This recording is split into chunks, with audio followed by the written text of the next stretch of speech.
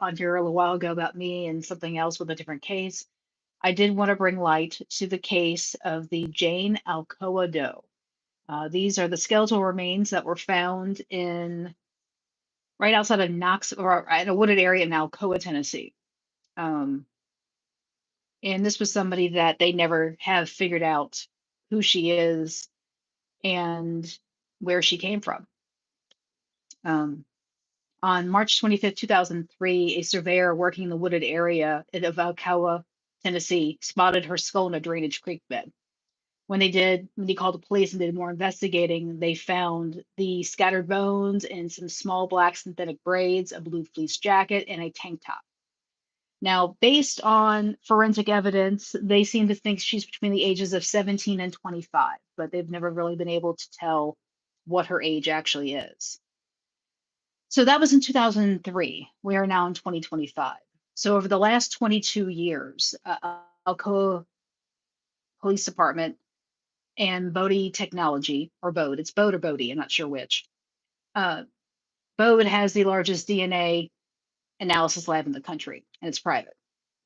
They have been uploading DNA, and they have been going through GEDmatch Pro and Family Tree DNA, trying to find familial DNA tying to the remains of this woman. So they've done that, and seems like they have found possibly some genetic matches. So let's see here. They're saying that they are especially interested in hearing from people with family ties to these areas.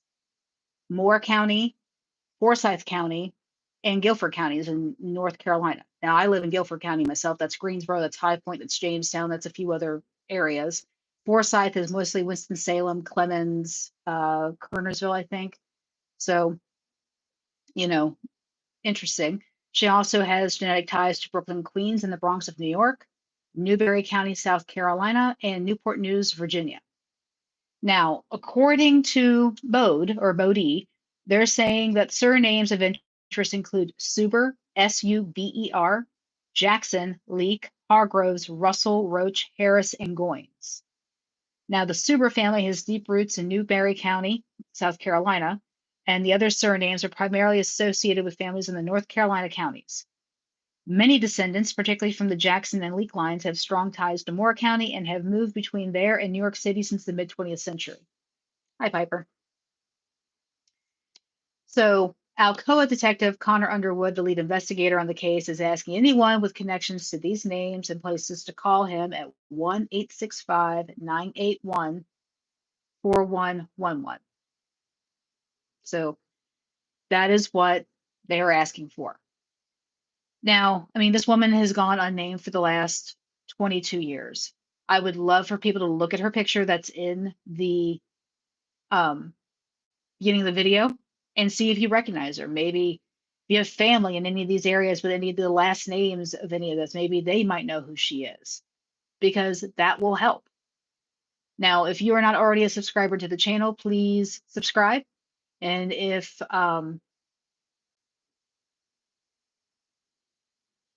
anyway, but please subscribe, because this gets the algorithm out there for people to look at the picture to see, maybe, just maybe, they might recognize her or might recognize somebody who looks like her.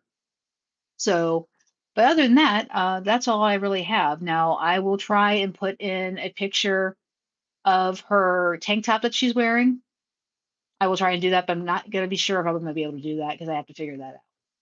So, otherwise, just know that she's between the ages of 17 and 25. She went missing, or she was found in 2003, March of 2003. Now, if she was killed in 2003, that I don't know. But they're making it sound like 2003 was right around the time when she passed away.